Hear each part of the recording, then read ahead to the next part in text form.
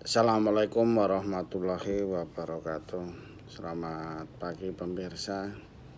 Selamat datang di channel Agus Susanto, channelnya orang pertanian. Sahabat sawit semua, kali ini kami masih tetap menjawab pertanyaan para netizen semua. Kali ini pertanyaan dari netizen yang dari Pulau Jawa ini nampaknya. Jadi pertanyaannya begini, Pak, saya sering lihat YouTube Bapak, dan saya kebetulan tinggal di Pulau Jawa, yang saya tidak jarang melihat kelapa sawit secara langsung. Tetapi kalau melihat YouTube Bapak, videonya maksudnya, itu kok menanam sawit nampaknya mempunyai prospek atau yang menjanjikan masa depan, katanya kayak gitu.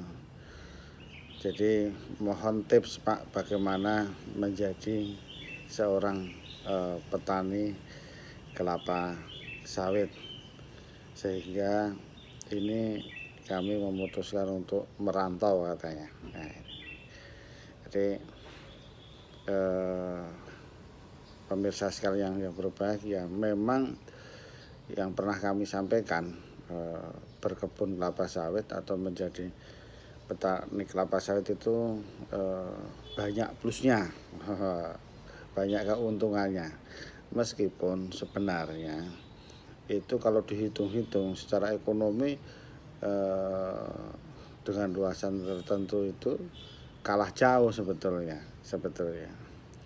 dibandingkan dengan luasan yang sama, dengan misalnya sama-sama 2 hektar itu ya itu kalah dengan komoditas yang lain, kalahnya kelapa sawit itu, kalah dengan pinang, kalah dengan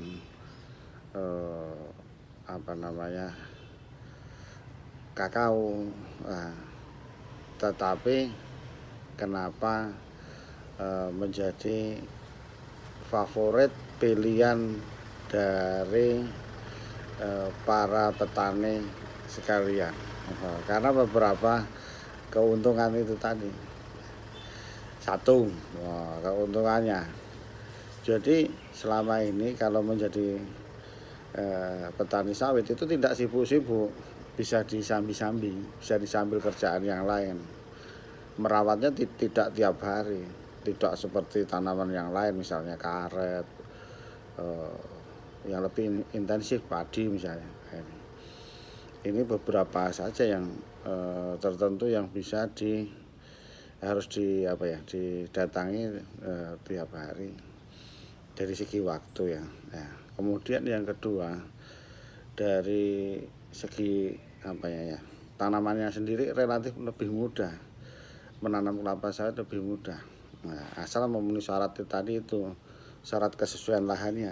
Nah, jadi tadi udah kata-kata mau merantau pas. Nah, kalau di Jawa Tengah maupun Jawa Timur ya tidak optimal menanam kelapa sawit, sehingga harus merantau ke Sumatera, Kalimantan, Sulawesi, Maluku, ataupun di Papua. Nah, kan gitu. Nanti kita kasih tipsnya bagaimana membuka awal itu tadi. Jadi yang kedua tadi, tanamannya bandel, mudah dirawat sebetulnya. Tetapi di sini harus tahu kunci-kunci pokoknya. Ya, kunci pokoknya itu sebenarnya ada 3 saja. Satu, belilah bibit yang unggul bersertifikat. Nah, itu tadi sekarang udah mulai mudah. Yang kedua dipupuk. Kemudian yang ketiga ya dirawat, dibersihkan gulmanya, tidak semak. Itu saja sudah saya kira bisa menjamin keberhasilan menjadi petani kelapa sawit. Nah, itu yang harus diperhatikan tadi. Nah, mengapa kelapa sawit itu menjadi pilihan usaha yang menjanjikan itu tadi katanya.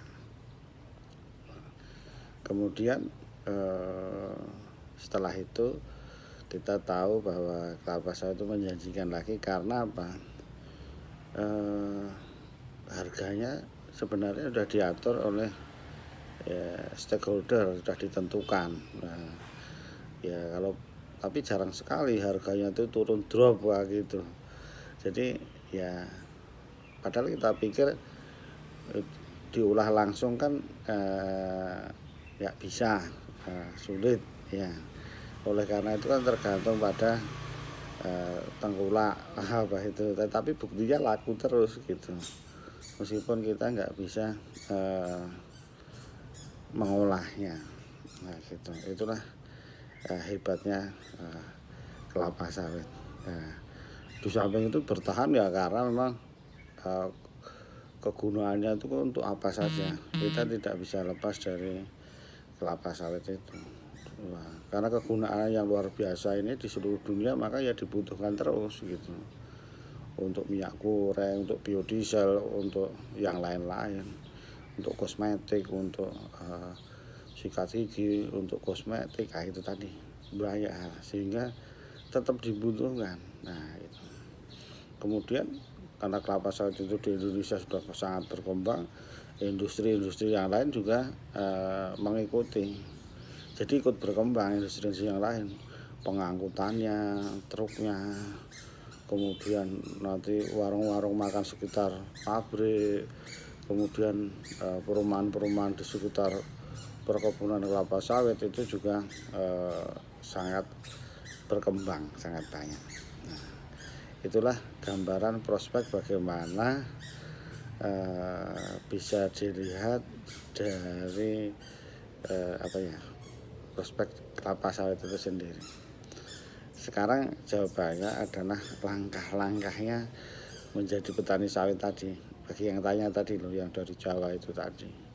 Satu, ini tipsnya. Jadi jangan tadi yang pertama itu harus mencari tanah yang cocok tadi dengan merantau. Merantau ya, itu sudah benar ya. Merantau harus diikuti satu, carilah saudaranya yang memang di sekitar itu sudah ada kelapa sawit ya gitu. Satu, cari saudara atau cari tetangganya, cari tetangga kampungnya supaya bermasyarakat di situ ya, supaya jenak, supaya apa ya, enggak, supaya kerasan, enggak terus cepat pulang. Nah itu. Jadi harus cari hubungan relationnya dulu di situ. Nah, di mana misalnya aku udah mau pergi ke Jambi aja, sana cari saudaranya atau tetangganya sambil lihat-lihat situasi di sana. Ya kan gitu. Itu yang pertama.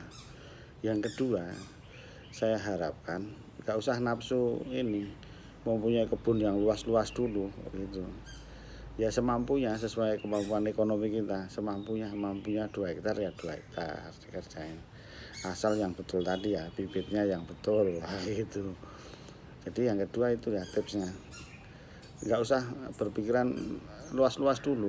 Nah, setelah merantau, tahu daerahnya, ada saudaranya, hubungannya baik dengan masyarakat sekitar, kemudian nggak usah beli yang luas-luas dulu. Nah, ikuti karena ini nanti lumayan, nanti 3 tahun sudah berbuah, sudah mulai menghasilkan. Nah, setelah mulai menghasilkan ini kan tabunglah untuk menambah luas berikutnya, begitu, sehingga akan cepat berkembang. Demikian, nah itulah tipsnya untuk menjadi seorang petani tadi. Carilah saudara atau tetangga atau kawan, kemudian buatlah kebun yang tidak luas-luas dulu, asal bibitnya betul ya, untuk step by step mencapai kebun selanjutnya yang mungkin lebih luas sedikit supaya longgar kita. Salam sahabat sawit, menjadi petani sawit Indonesia. Terima kasih. Assalamualaikum warahmatullahi wabarakatuh.